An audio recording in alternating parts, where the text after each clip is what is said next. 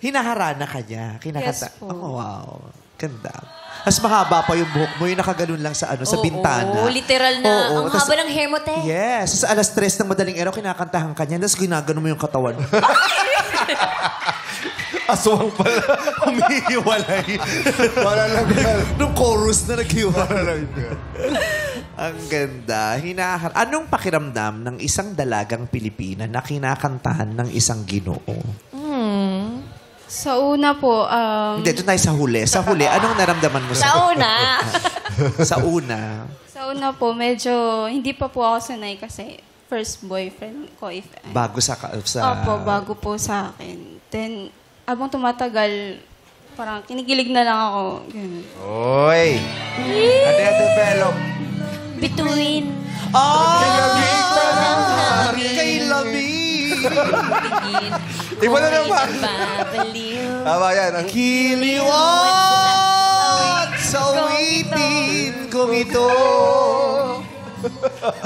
Nakakamiss yung mga ganyan, no? Mga Oo. kundi, may mga ano. Correct. Kasi dati, di ba, ikaw, pag nanliligaw ka, hindi ka makapangharana. Oo. Nagtatago ka Bakit? ng rebelde kasi siya noon. Mga Hindi. hinaharap sila ng mga makapili. Ganyan. Dungawin mo, nene.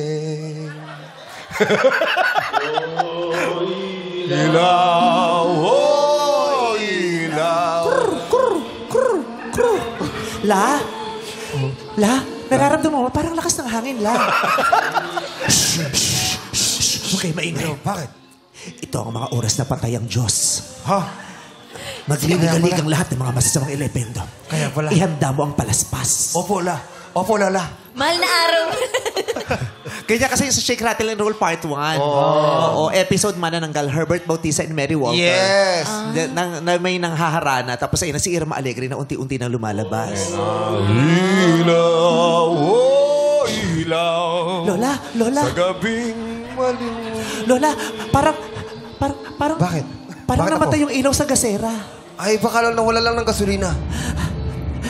Lola, parang lumalakas hanggang hugupit ng hangin. Lola, ang baho, La.